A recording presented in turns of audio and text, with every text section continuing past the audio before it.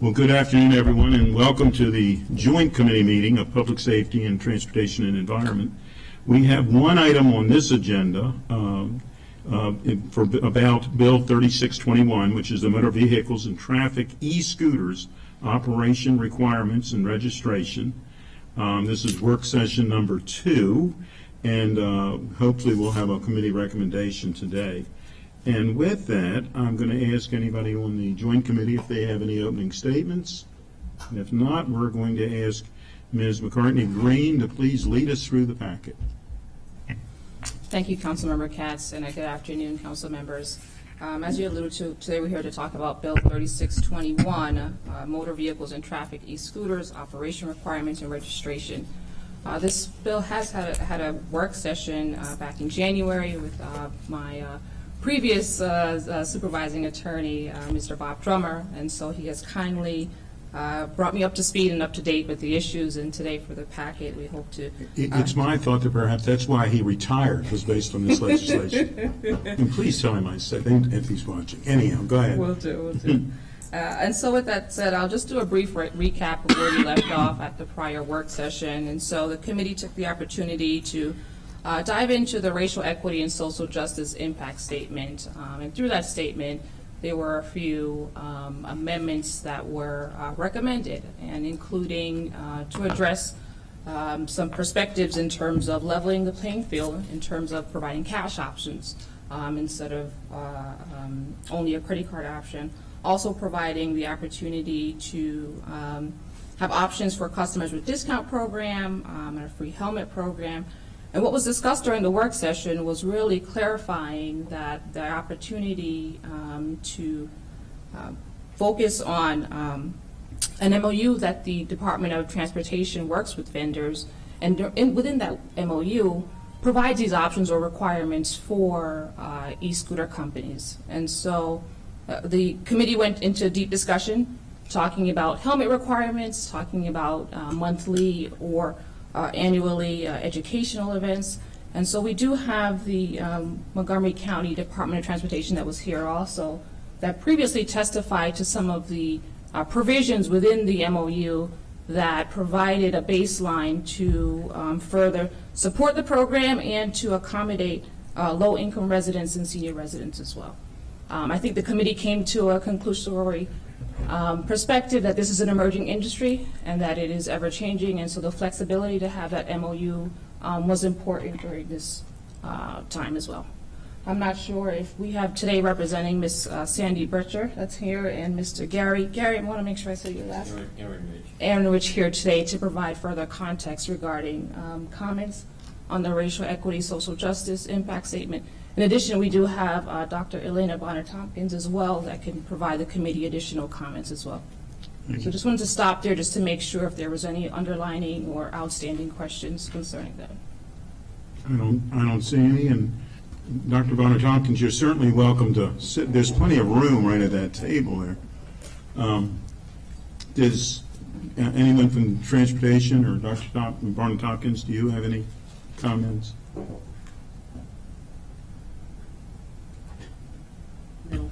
No, I think Gary Aaron Rich, Montgomery County DOT. I just want to thank the committee for the work so far on the bill, and also want to thank the social equity, the Res-J analysis. It was very helpful, and it's areas that we will look at seriously as we advance the program further. Thank you. Thank you. Dr. Bonner-Tompkins. Good afternoon. Thank you for the opportunity to be here. I think that the bill incorporated many of the things that we had included in the racial equity and social justice statement. So I'm happy that there was a lot of synergy between our analysis and what DOT was already working on. Thank you, and thank you for all of your help on this. When this started, we had not thought about many things that you had brought to our attention, so we appreciate it. Ms. Becker, did you have anything else to add? No, I think we're in a good place at this point. I do want to just emphasize this is still a pilot program, and so we are using a lot of this input to working toward a permanent program, but it will probably be at least another year until we're at that point. We're really trying to make sure that the the services are available to our county residents, and so making sure that these companies stay here in the county and continue to offer these services. Thanks. Yeah, very good. Did you want to go through any of the, Yes, we Yes, can please. start with going towards the packet. And so, just a reminder, Bill 3621 requires you to, requires e-scooters for personal use to be registered voluntarily. It also requires registration of e-scooter fleets if you own 2 or more e-scooter. There's parking and operating requirements along with the helmet requirement. With that being said, the committee left off with looking or making a request of comparing local jurisdictions and micromobility policies throughout. And so page 3 of the packet, number 1, really just goes through some of the distinctions and notable comparisons between different jurisdictions. DOT was very kindly to provide a chart in an easier digestible form, and that's on Circle 30. And that helps you to compare several jurisdictions. And so Alexandria, the city of Fairfax, DC, Arlington, and Montgomery County. And so that went through various measures and requirements and statutes comparing them. Council staff just noted a few, and happy for the committee to highlight. But overall, when it came to the helmet requirement, over 18 years old, none of the jurisdictions required a helmet for anyone that was over the age of 18. As for a helmet for a minor, it was clear that Arlington County does require a person's 14 years and younger to wear a helmet. Fairfax does not have the authority to regulate, and Alexandria has helmet regulations for bicycles, but it was not specific for e-scooters. Moving along, the age requirement to rent a shared mobility was also of topic of interest, and for that, it was at least 18 years or older you had to be to rent. Some e-scooter companies does require a driver's license as well to show proof of age. One of the questions was registration of e-scooter. What other local jurisdictions are doing that? We looked at Arlington County, which does permit a person to voluntarily register an e-scooter for personal use. Alexandria, DC, and Fairfax requires registration for commercial or shared use. Lastly, we talked about the payment options, and so most jurisdictions does require an alternative payment options to account for non-device users, mobile device users, or offering some type of gift card as well. As we mentioned with DOT provided in their MOU, a cash option available must be available. Lastly, council staff just highlighted the geographic distribution. And so that was of more thinking about where are these bikes located, where's your access throughout various jurisdictions. And so many jurisdictions have looked at whether or not to have them equitably distributed. In particular, DC has a requirement where 3% of their fleets had to be in certain wards. I know DOT did provide a nice little chart, and it's not in your packet, but I can project it on the screen for council members to look at the different areas and where these scooters are locally placed, and happy for DOT to talk more about that as well.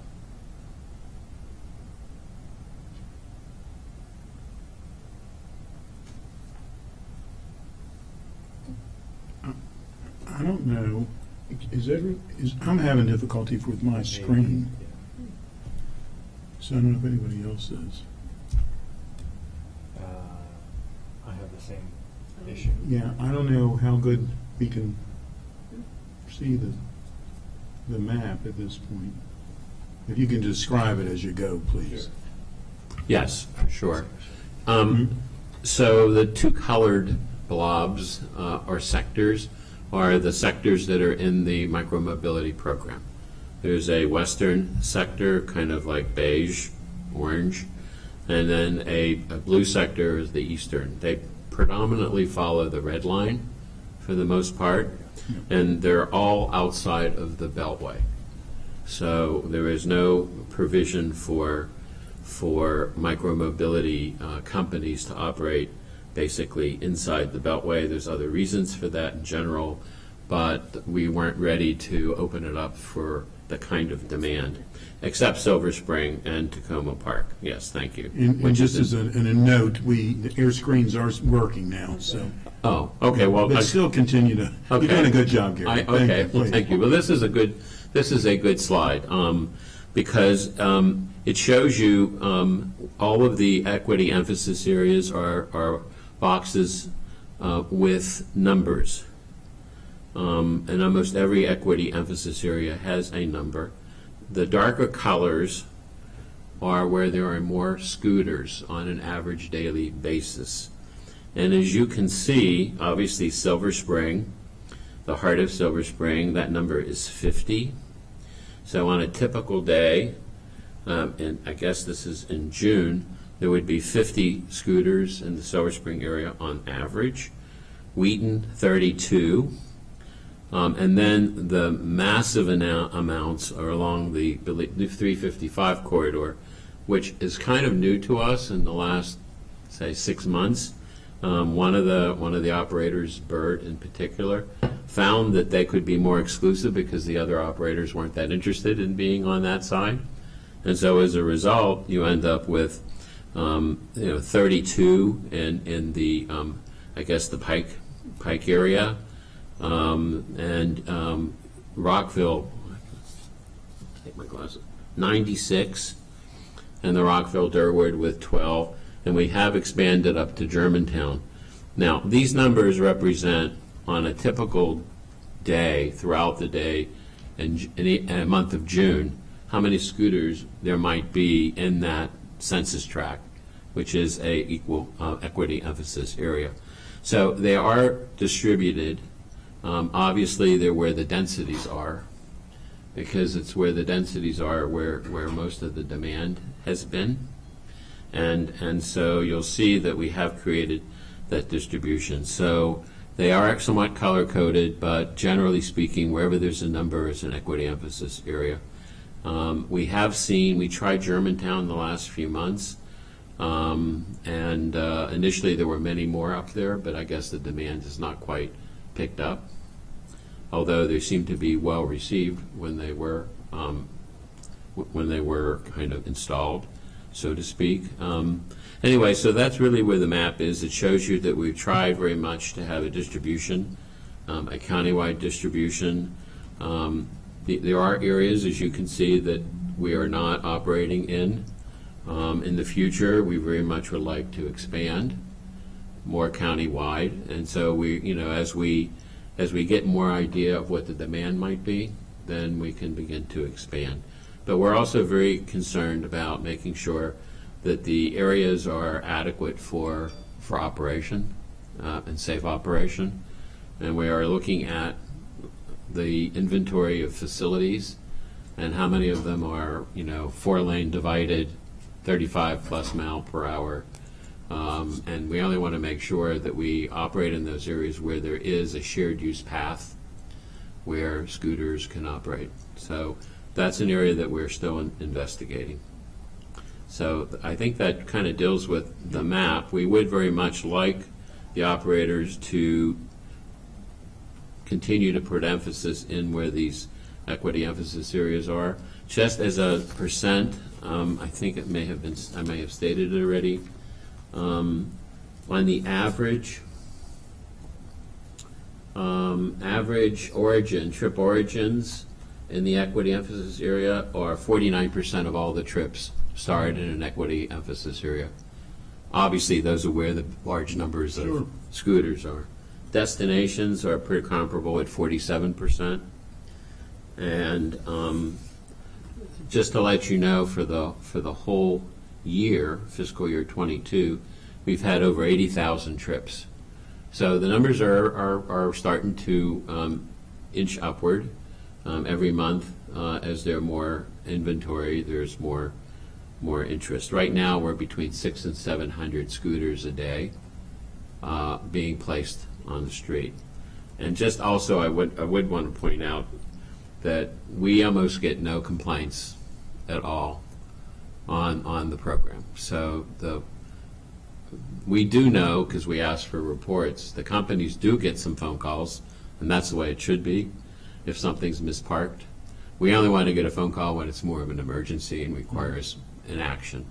So generally speaking, we have not seen a lot of comments at all. We either 311 directly to commuter services or to our office. Sorry. Yes, okay, I think Sandy does make a very good point.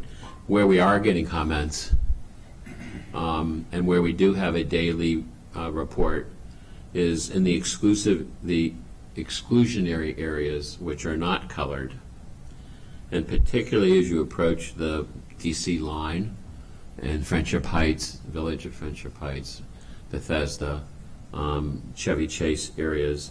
They decided, not Bethesda, because that's part of the county, but those jurisdictions, they chose not to be part of the program a few years ago when we asked them. And so as a result, you know, when there are parked scooters, every morning we let the companies know, the one or two that are left overnight, to pick them up.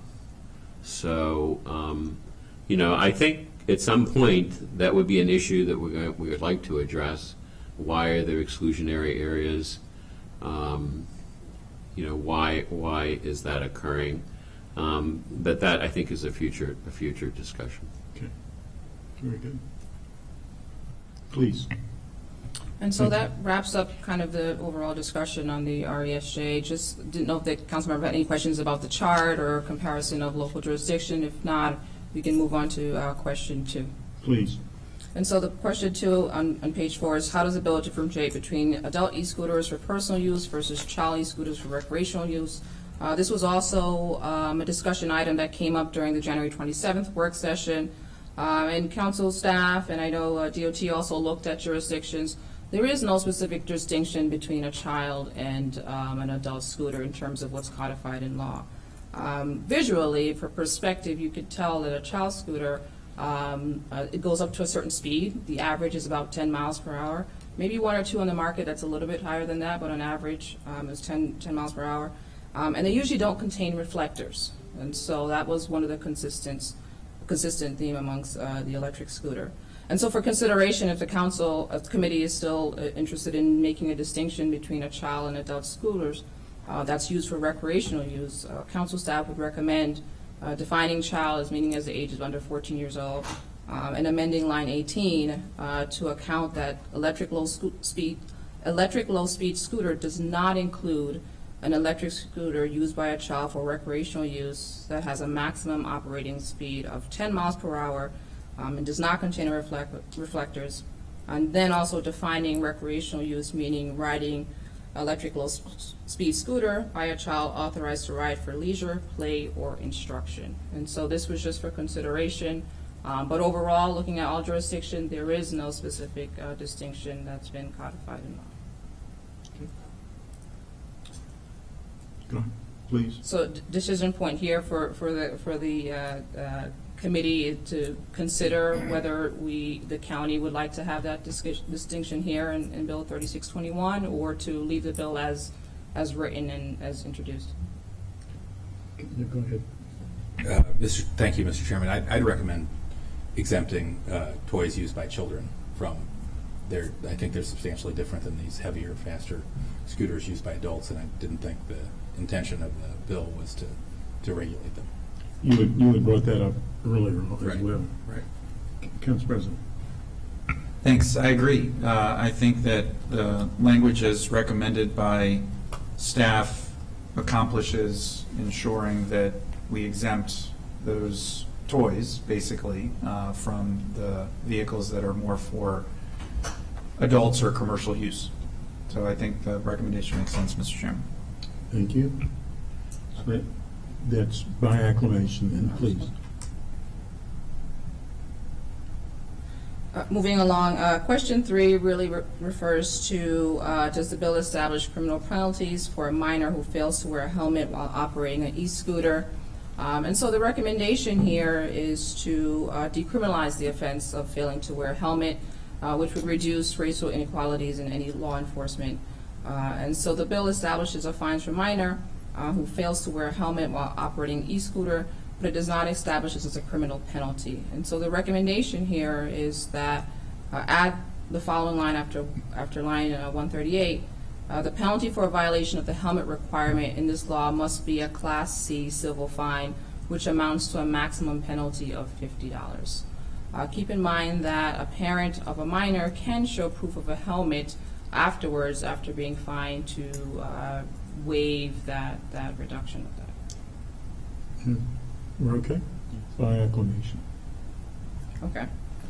And lastly, it's not in the packet, but council members, there is a proposed amendment, and I can also share my screen just for. Yeah, go Can ahead. I ask on that last? Sure. one? Thank you, Ms. McCartney Green. Does the bill, I forget, we dealt with this a while ago, the same penalty is for adults who don't wear helmets? So Or are we adults, just dealing with minors? minors. Why are minors the only ones that have to wear helmets? Adults don't have to. Adults don't have to, Right. under the bill. Right. And what's the rationale for that? So consistently, overall the jurisdiction, 18 and over is not required to wear a helmet. I think from my understanding, the protection of minors is the focus, and so a minor is required, 14 years or under, is required to wear a helmet. And so Montgomery County bicycle law, if I'm not mistaken, as well, does have the same alignment Okay. of not requiring 18 and over. I just want to clarify one thing. I think the law says 18 is the cutoff. It's not 14. So in other words, you're required to wear a helmet if you're under 18. That, I think one other parallel point is that bicycles, the requirement is a bicycle requirement, but it also applies to e-scooters. So the reason is that under state law, an e-scooter is treated the same as a bicycle for motor vehicle purposes. So therefore, if you have a requirement for a bicycle, it would make sense that you would have the same requirement for the e-scooter on the helmet, although it can change. Okay. And please, you're going to do 3173? yes, and so the final amendment here that's being proposed, I believe Councilmember Katz raised the just clarification issue, and so specifically under 3173, initially the language that was introduced is the owner of 2 or more scooters for rent in the county must register the e-scooter fleet with the Department of Transportation. However, it's not clear that it specifically refers to companies, and so council staff is making the recommendation to insert applicability, that this section only applies to a company that owns an e-scooter fleet made available for shared use. That clarifies if someone says, I have 2 scooters or more and it's for personal use, that this section would not apply to that. And so that would be the decision point for the committee to consider whether to adopt My this. concern was the way it was written, was that a family that had 2 e-scooters, they weren't renting them out, but they would have had to register, and that wasn't, I didn't believe was the intent of this legislation from the very beginning. So this, I believe, clarifies that. Are we in agreement with that? Okay. That concludes the packet and questions for today, unless there are any outstanding issues to discuss. Yep, I think we're good. We'll by act. Do we need a motion? Do we? Probably. Can I Go ahead. Go ahead. Mr. Chairman, do you mind if I ask Yeah. about the final section in the bill, Ms. McCartney Green, having to do with negligence and contributory negligence? What line? Good question. 145, 146. Okay. I read Mr. Conklin's letter. It wasn't clear to me whether this falls into one of the areas that are free of preemption in the motor vehicle article. I don't remember ever seeing county law that deals with negligence and contributory negligence. Have we had anybody, including yourself, talk to the Maryland Association of Justice, the insurers about this? Because I would think they would have an opinion on this provision, potentially. Yeah, and so this provision, 3177, is actually really copied from state law and placed here. But when we talk about contributory negligence, it's a matter of the state law that would have to be amended or changed. And just to give a little background from my understanding, e-scooters have obviously different liabilities, and one of the things, if you're in an accident, we're talking about tort law, so if I'm going too deep in the weeds, let's go back up. But if there's an accident with an e-scooter and a motor vehicle, the question is about what's the burden of proof? What's the, are they contributory negligent?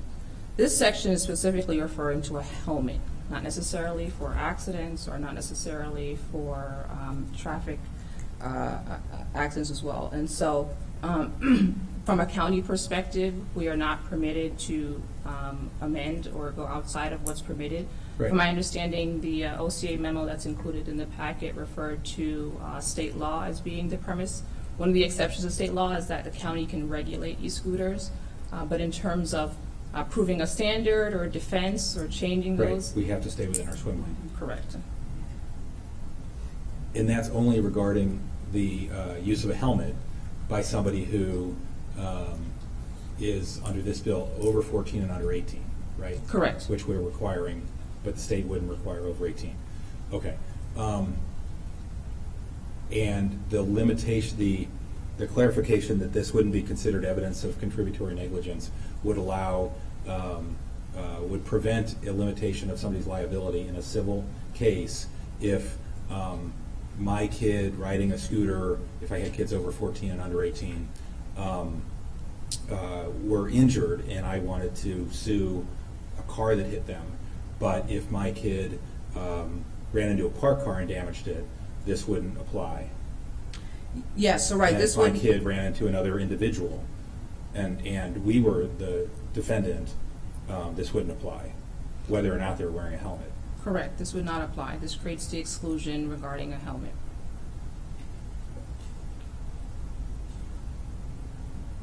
What's the goal of this section? Probably a lot more deeper in historical, but from my understanding is that, and from what I've been reading and looking at, is that the state law created certain exclusions, and this was one of them.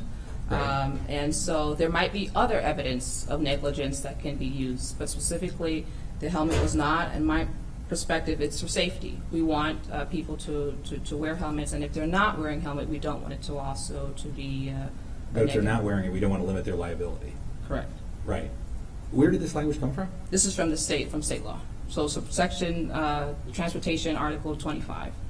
Okay. Have any of those, either of the groups I mentioned, looked at this at all? No, from my knowledge and what I've been inherited, that has not come to our Or the attention. Insurance Commission? Okay. No.